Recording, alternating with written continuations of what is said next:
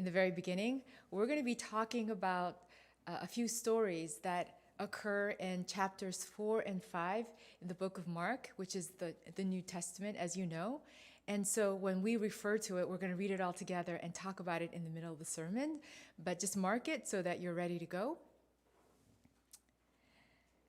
I don't know about you, but I am so sick and tired of this pandemic. I am getting tired out. I usually don't get tired out very often. I tend to think of myself as somebody with lots of perseverance, but I am getting really discouraged and tired out of this pandemic. And we've been living this worldwide, not just in Seattle, not just in Washington, but nationwide and worldwide, everywhere you go, COVID-19 is an issue. And we've been enduring this for more than a year now. I can't believe that it's been more than a year and we're still trying to get through it. I remember standing in a long line to get toilet paper. It's the first time in my life where I was getting nervous, like I hope there's toilet paper for me, because I was outside at Costco and I'm just in line 6 feet apart and the line just kept getting longer and longer and slower and slower. I remember wanting, like, I don't know what the thing was, antibacterial wipes, you know, those Clorox wipes. Everybody was just taking them and buying them, and there was not enough. They couldn't make them fast enough, and they were using them in hospitals and stuff, so a lot of us didn't have access as we usually did. And I remember standing in line, like, number 2 item, I want toilet paper, and number 2, I want Clorox wipes. I don't know why, but I really wanted it. Or someone said, if you can't find Clorox wipes, try to find the spray, the antibacterial spray, and you're going to be good. Just spray everything in your house. So I remember just standing there in the cold. It was cold. It's kind of drizzly, just wishing that there was like that one extra thing of Clorox wipes, which I couldn't get. But I did get like a package of toilet paper, and you can't get 2. It was rationed, so everybody had to take 1. And I remember just thinking, where am I? Like, am I in a war zone? Like, is this what happens when something bad happens in the world and everything just gets shut down? And then the vaccines came, right? There was a lot of talk about vaccines, and then they finally came. And then I got the vaccine in early March. And I remember having this weird false sense of security that things are going to get better. So I felt a little bit confident, like, oh, maybe I won't use that Clorox wipe to wipe down every package that I bring into my house. I kind of stopped doing that because I thought, I'm vaccinated. It's going to be okay. And my parents are vaccinated. Then the variant conversation came.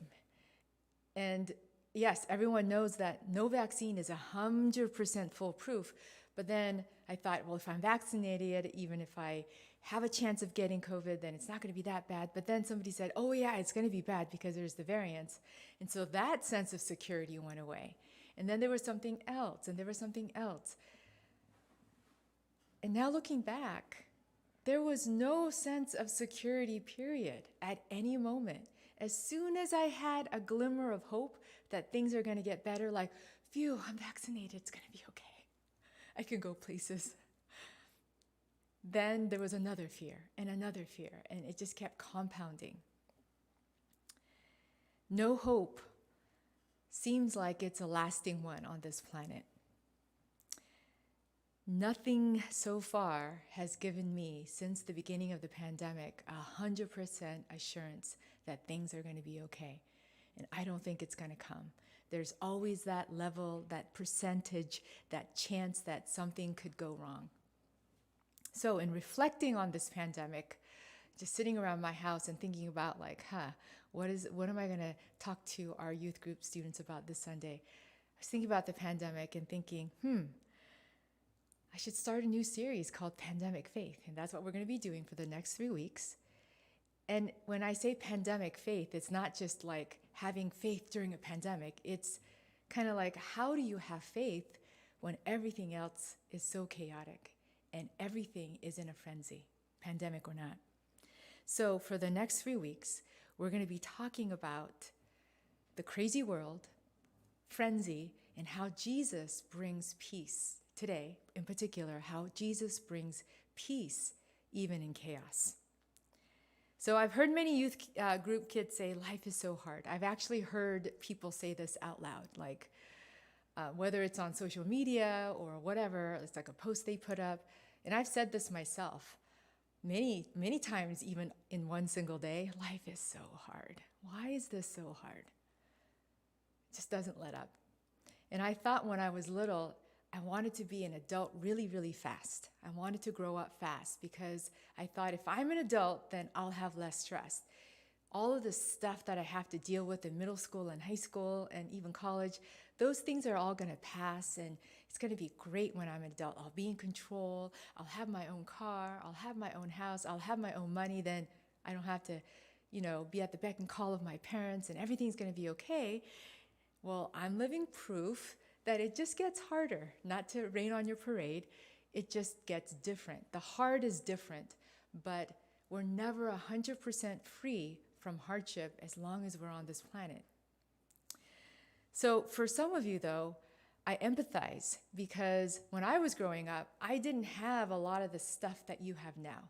So there was less stress, I think. There was no social media. If I wanted to look up information to do a report, I would have to look it up in an encyclopedia set, which my parents didn't own in my house because those were really expensive. I would have to have my parents drive me to the public library to look up something about space or the life cycle of a butterfly, anything. I didn't have information in my house. So the only place that I can go to is the library in my school, which was not so great. I would have to go after school to the public library where they had different kinds of encyclopedias in the reference section, and all these kids would be looking at these books to get information. But now there's the noisy world of social media and all sorts of information that you're bombarded with. You're always connected and always managing not your own issues, but the issues of everybody else, because you see it on social media. And so I think a lot of times we try to escape the reality of this world by getting on our phones, getting on our devices, and going on social media or whatever website it may be, thinking that there's not a lot of conflict there and less confusion, and you have control, because you do. If you don't want to see something, you can just go to another website, and etc. But we soon find that even in social media, even in our devices, even the information that we access on our phones and stuff, our laptops, there's conflict. Conflict is unavoidable. There's a constant dizzying news cycle. I counted how many times I got a notification. At one time I was thinking, okay, I need to turn off my notifications because every second there's like a news on something. The most trivial thing. It could be about a murder. It could be about an accident. It could be about too much rain somewhere. It could be about anything. And it's news. So it just keeps flashing on my phone multiple times, even within 5 minutes. Everything keeps flooding in at you. And it doesn't seem to stop. But it's not just a digital frenzy that we all face. But what about like crazy relationships, like friendships or romantic relationships? I know some of you are starting to date and things like that. I'll share with you my opinions about that on a different day. That's not the topic. It's not relationships. But your parents might have a hard time understanding what's going on in your social world because you may say, well, so-and-so are friends, and then 2 days later, oh, I'm not talking to her anymore, I'm not talking to him anymore, and we're not friends. It's hard to keep up because even our relationships are constantly changing. And because of that, you may find yourselves feeling really abandoned by your friends even, or your family, or even God. And you feel really, really lonely because you feel so isolated and alone. For some of you, you have an unsettling family and home life.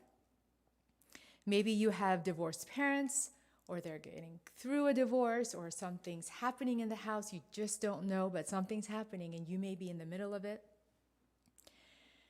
There are years of your life when you get introduced to the fact that people suffer.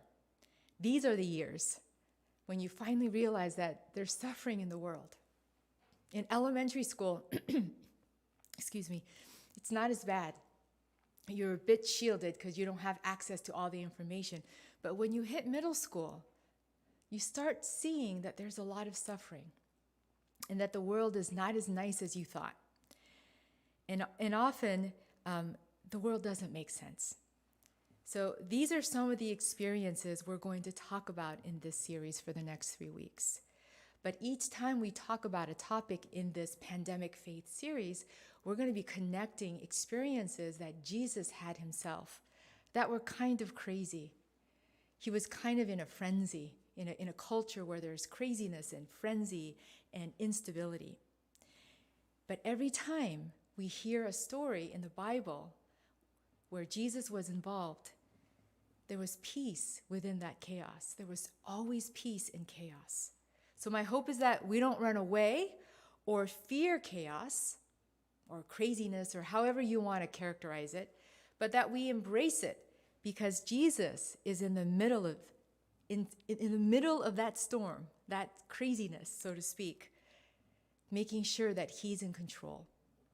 So we're going to look at Mark chapters 4 and 5 and see Jesus confront the chaos in this world. You may think, oh my goodness, what could be worse than a pandemic? A lot, let me just tell you. And we're going to look at 3 stories today where there's a lot of chaos and a lot of mess and a lot of opposing forces. But there's a word Jesus speaks that is louder than the noise in any of our lives, and that's peace. And he wants to bring peace to each and every one of us because we belong to him. So in this section, we find 3 scenes. Chapters 4 and 5, we find 3 scenes of Jesus embracing and not running away from or avoiding, but stepping into a broken world and bringing it under his care and control. 4 miracles that reveal the authority and remedy of Jesus over sea and wind, demonic possession, sickness, and death itself. He reigns over all the powers that are hostile to God and bring distress to you and me. From the large cosmic scale to the individual needs in our hearts, he can do it all. So let's get to our first scene. In our first scene, Jesus rebukes the chaos in the world by calming a storm. So let's look at Mark chapter 5. It'll also be on the screen for you, verses 35 to 41. So here's scene number 1, chaotic world scene number 1. Verse 35, it says, let's read it all together. Let's read it all together and not in unison because I know it kind of gets choppy. So let's read it all together. That day, when evening came, he said to his disciples, "Let us go over to the other side." Leaving the crowd behind, they took him along just as he was in the boat. There were also other boats with him. A furious squall came up, and the waves broke over the boat so that it was nearly swamped. Jesus was in the stern, sleeping on a cushion. The disciples woke him and said to him, "Teacher, don't you care if we drown?" He got up, rebuked the wind, and said to the waves, "Quiet, be still." Then the wind died down, and it was completely calm. He said to his disciples, "Why are you so afraid? Do you still have no faith?" They were terrified and looked at each other. "Who is this? Even the wind and the waves obey him." So this story begins in verse 35 with Jesus leading the disciples to cross the sea. So notice getting out on the water and facing the storm was Jesus's plan. So he planned all of this. This wasn't haphazard. He doesn't do things haphazardly. There are no accidents when Jesus is involved. It's all intentional. So don't think that Jesus won't sometimes lead you into chaos. He will absolutely take your hand and walk you into an eye of a storm, into utter crazy chaos in your life. And don't be surprised when he does that because he's got a plan. So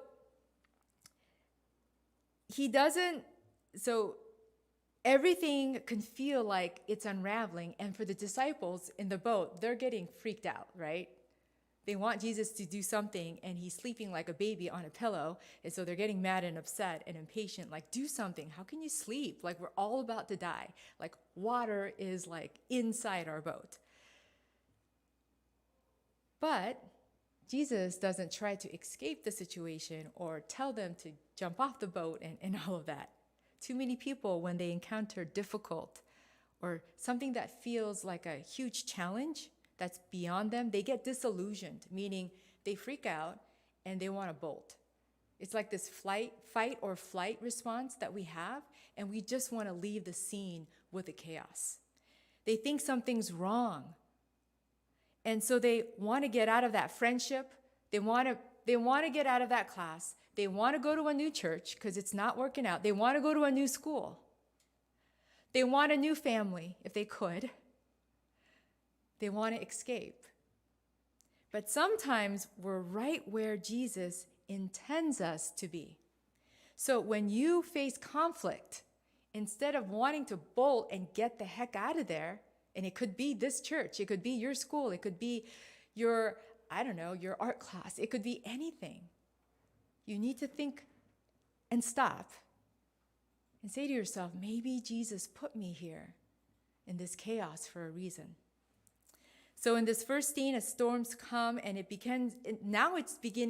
storm is beginning to tear the boat and fill it with more and more water. And apparently it's a storm that was so bad that the fishermen, because these guys are experienced. I mean, these guys, the disciples on the boat with Jesus, they're not amateurs. They've been fishing their entire life.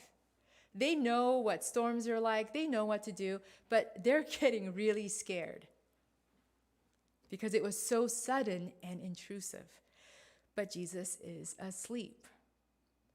We benefit from knowing this story already because I know you heard about this story again and again in Sunday school. But put yourself in the place of the disciples about how you would behave if you're in that situation. Everything is going wrong, and clearly Jesus doesn't get it. It's like when you're serving in our youth group or at school, or you're doing something. You know something is wrong. You know it's got to get fixed, but there's somebody like doesn't share the urgency. They're just sitting there. It could be me. You're like, Teacher Helen, we've got to do this way. If you don't do this way, then, and I'm just sitting there, okie dokie. And I'm not giving you the reaction that you want. Just like the disciples. They're not getting the reaction they want from Jesus because he's still sleeping. So when he wakes up, they're like in his face, don't you care? Don't you care? Of course he cares. The whole reason he's in the boat with them is because he cares. He's on this planet because he cares. And he cares about our chaos. He's going to die for them, and yet they don't know. They're asking him, don't you care? In moments of tension and fear, our true beliefs get revealed. And that's for the disciples. We don't trust this guy. He's sleeping. We don't trust him. But Jesus breaks in, and in verse 39 it says, he got up, rebuked the wind, and said to the waves, quiet, be still. Then the wind died down, and it was completely calm. So he's literally saying to the wind, shut up, like stop it. He silences the growling of fallen nature. He interrupts it, imposing his kingdom and unwieldy forces because he is all-powerful. He also said to the disciples in verse 40, he said to them, why are you so afraid? Remember that? He said, why are you so afraid? Have you still have no faith? Notice what happens next. Mark chapter 4:41 says, and I'll just read it to you. They say, the Bible says that they were terrified. They were terrified. They go from fear to another fear. They ask, who is this? Even the wind and the waves obey him. Just like us, we go from one fear to another fear. The problem is solved. Problem number one is solved. He rebuked the wind and everything stopped. Everything was still and quiet. But there was problem number two. That's how we behave. We always behave. People behave this way. As soon as one is fixed, there's another fear. And that other fear is, they're terrified. Who is this? Even the winds listen? Oh my goodness. maybe we shouldn't hang around this dude. There's something going on here. There's something wrong with him. Like, he's not normal. So now they're terrified because he fixed the problem. Well, they didn't know that the waves respond to their maker. Jesus always brings order out of disorder. So do you have a sense of the awesomeness of Jesus? Or do you not expect that much? If not, then the chaos you encounter in this world will be overwhelming if you don't expect that Jesus can do that much for you. It will be overwhelming. Everything will lack proportion, meaning things will seem so much bigger than they are for you. Not because you've got a personality issue, not because you don't have friends, not because you don't have family support, because you don't believe that Jesus is bigger than the problem. One day, Jesus will calm the storm by being thrown into it. Just like Jonah was asleep in the boat and cast into the sea to be swallowed by a whale. The connections are uncanny, isn't it? Jesus will be cast into death and swallowed by the earth, but come bursting forth on the third day. Jesus kills the chaos in the world by letting it swallow him whole until it literally chokes. So moving on with the story, Jesus and the disciples reach the other side of the boat, other side of the sea in their boat. And when they arrive, you think, okay, that was an ordeal. Like they almost died in the boat and Jesus calmed the sea and they were terrified of him because they're thinking, wow, this dude is really peculiar. There's another storm confronting them as soon as they arrive. So let's go to our next scene. So after that ordeal, they land, and now we're going to go to Mark 5, verses 8 to 13. It says, they went across the lake to the region of Gerasenes. When Jesus got out of the boat, a man with an impure spirit came from the tombs to meet him. This man lived in the tombs, and no one could bind him anymore, not even with a chain. For he had often been chained hand and foot, but he tore the chains apart and broke the irons on his feet. No one was strong enough to subdue him.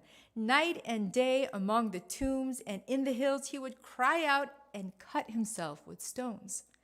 When he saw Jesus from a distance, he ran and fell on his knees in front of him. He shouted at the top of his voice, "What do you want with me, Jesus, Son of the Most High God? In God's name, don't torture me." For Jesus had said to him, "Come out of this man, you impure spirit." Wow. The Bible teaches us that there is more to life than what we can see, touch, or put in a test tube to study. There is something called a spiritual realm, which is very real. This affects all of us because we all have souls. There are real beings. I know it's like zombie time all over again, but there are real beings called demons. Demons are real, invisible, but no less real. Don't try to explain life with only natural categories, with things that we can feel and touch and see. The Bible doesn't connect every problem we experience with demons, of course, but it does have a real category for demonic oppression and influence. There is a spiritual dimension to our existence and in the world around us, and we would be foolish to ignore it. You would be foolish to say, no, there are no demons. There's no spiritual, it's what you see, it's what you get. That's life. It's untrue. It's not what the Bible says. So in this story, it says there's a man who's demon-possessed, and he's living among the tombs. So he made his dwelling in places of death. So he's seeking out places of death. He's cutting himself with stones. He's crying and screaming, and everyone around him, they hear it, they know it. He's that guy everyone says, there's something very wrong with him. So they try to help him by not hurting himself, so they're trying to put him in chains, and he is so bionically strong. He's breaking chains. It actually has a reference to iron, and he's breaking lengths of iron that people put around him. And no one could bind him anymore. No one could contain him. He would just break free and do all sorts of unstable, unsafe things. This is something that natural efforts can't fix. It can't be controlled. The story continues by saying that every night, every day, he's just screaming. He's going into the mountains, he's screaming, he's crying out, literally wailing. And then he grabs stones and he's cutting himself to injure himself. He has a pattern of self-cruelty and self-destruction. This is a picture of total isolation, abandonment. He's utterly alone because nobody can be with him. He's left to despair. This is a distortion of who this man was created by God to be. It was an utter distortion. So there's chaos in the human soul. Whether or not they are demonized like this man that we hear in this story, this is something every person experiences. There's chaos in our soul at times. But pay attention to the contradiction in the story. This is a man who runs to Jesus. So Jesus is getting off the boat. After that storm ordeal, he's trying to get off the boat with his disciples, probably feeling a little disappointed because they're all like, we're terrified of you now. And then all of a sudden, this man confronts him and starts talking at him. He identifies Jesus as the Son of God. And then he starts rebuking Jesus. Are you going to kill me? Like, don't use God's power to kill me. So interesting how demons, when Jesus walked the earth, recognized him as the Son of God. Yet people, still to this day, refuse.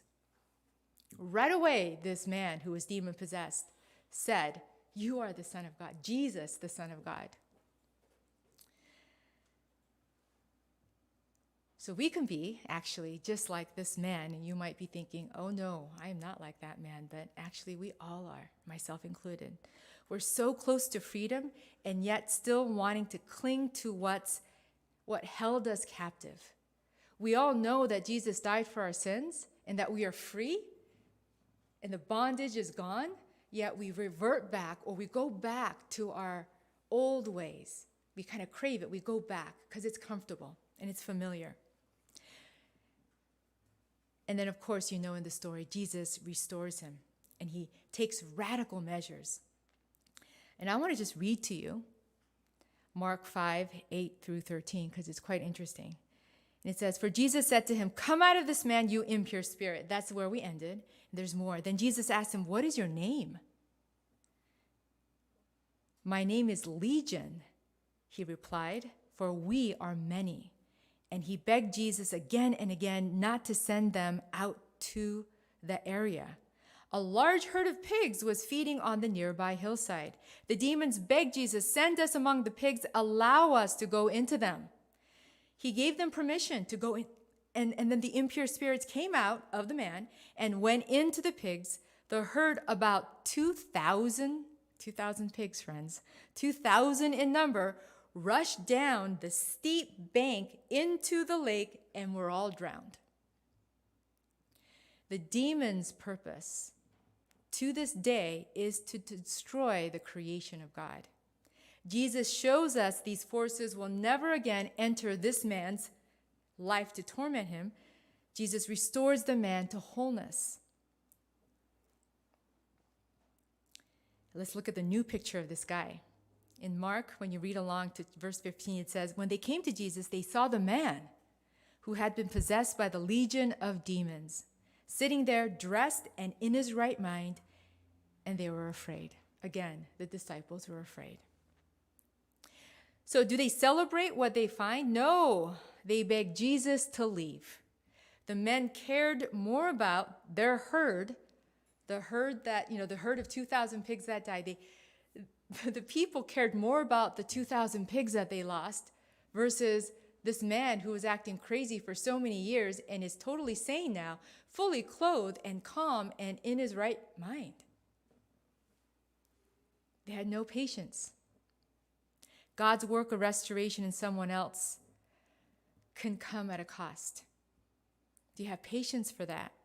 Patience is in short supply today. And that shows up in our final scene. And we're going to read the final scene. And in this story, Jesus allows himself to be interrupted by two needs. Okay, so Mark chapter 5, verses 21 to 25, it'll also be on your screen. And while he displays incredible patience with the people who ask for his help, he also teaches them patience as they experience the fear of their circumstances. So let's read along. When Jesus again had crossed over by boat to the other side of a lake, a large crowd gathered around him while he was by the lake. Then one of the synagogue leaders named Jairus came, and when he saw Jesus, he fell at his feet. He pleaded earnestly with him, "My little daughter is dying. Please come and put your hands on her so that she will be healed and alive." So Jesus went with them. A large crowd followed and pressed around him, and a woman was there who had been subject to bleeding for 12 years. She had suffered a great deal under the care of many doctors and had spent all she had, yet instead of getting better, she grew worse. When she heard about Jesus, she came up behind in the crowd and touched his cloak, because she thought, if I touch his clothes, I will be healed. Immediately, her bleeding stopped, and she felt in her body that she was freed from her suffering. We've all heard about these wonderful, powerful stories. So here are two tales of 12 years. There's two references to 12 years. So 12 years ago, a little girl was born and a new life entered the world. And at the same time, 12 years ago, a woman contracted a condition that would make her bleed. 12 years later, the woman is healed, and the day she is healed, the day the woman is healed, the 12-year-old girl dies.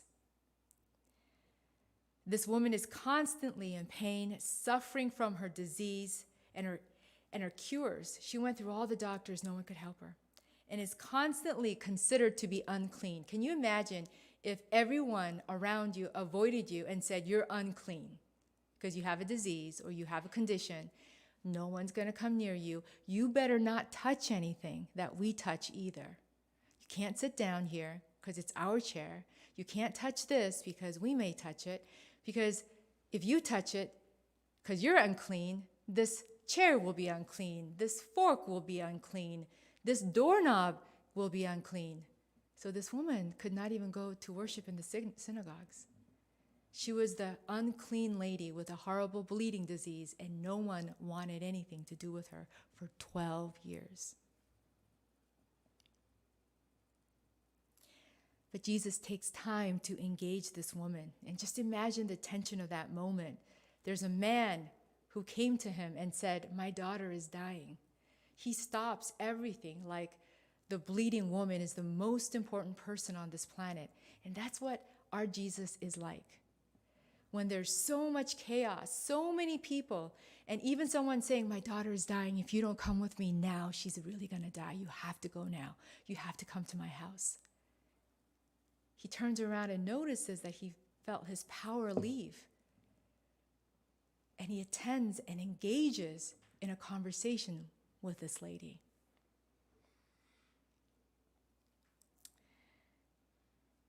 And then he goes on to tell the other guy with the dying little girl, the dying 12-year-old, he's saying, "I'm on time. I'm always on time. Trust me. Be patient with the way that I will resolve your chaos. It'll be more than you ever expected." So, after he heals the woman, he finally goes to Jairus' home, where the little girl, the 12-year-old girl, is now dead.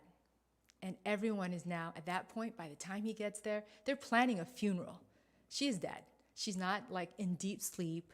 She's not just pale because, she's just sick. She passed away. But once Jesus arrives, he tells her, he says to everybody, no, she's not dead. She's just sleeping. And he goes to her and says, "Little girl, get up." It's like he's saying, "Honey, it's time to get up." Like when your parents tell you, "Time to get up, time to get up." And reaching down into death, he gently lifts her out of death. In Jesus' hands, death itself is nothing but sleep. For us, it's like the end of the world when a loved one dies. For Jesus, it's, no, they're sleeping. After all this, the miracle of of the dead girl coming back to life, Jesus tells the people who knew what happened in that house to strictly keep it a secret. He wasn't like, okay, everyone go and tell everybody exactly what I did because it's pretty fabulous. There was a dead girl and now she's alive. He doesn't say that. He says, don't tell anyone.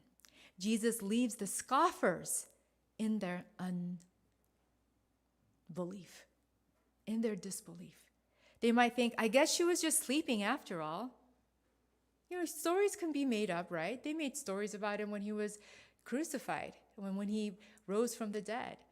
So he knew that stories are going to be coming out from this village to that village saying, no, she was so tired. She just looked like she was dead, but she wasn't. And he just kind of came at the right moment and shook her up and voila, she's alive. That's not what happened. And he knew that would happen because he's all-knowing, but he did not want anyone to tell.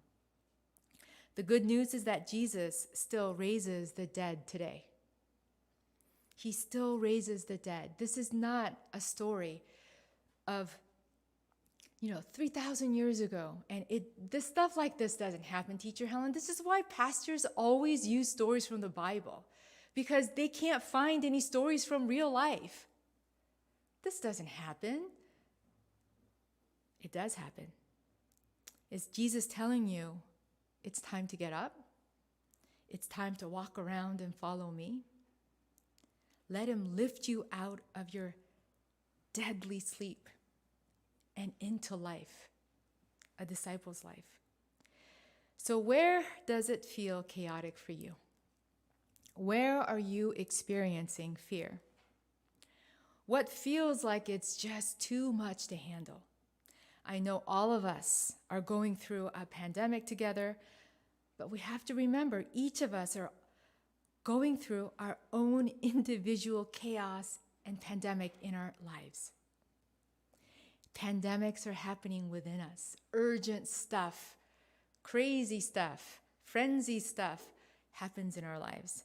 But please know that chaos shouldn't be avoided, but embraced, because Jesus shows that he brings peace in chaos. We learned through the book of Mark today in closing how Jesus shows up within chaos and tragedy to bring peace. There is no story in the Bible which says that Jesus brought peace during a time of great peace. It's always a story that is chaotic and he brings peace. So do not fear. Embrace the chaos that happens in your life, knowing that Jesus is in the center of it, wanting to bring peace and hope, and it is planned. It's not by accident. Receive Jesus as he is speaking peace and healing in your chaos. Let us pray. So this time, please bow your heads with me for heart prayer. And I'd love for you to just give yourself an opportunity to be real with God. Stop with the fancy words and you know how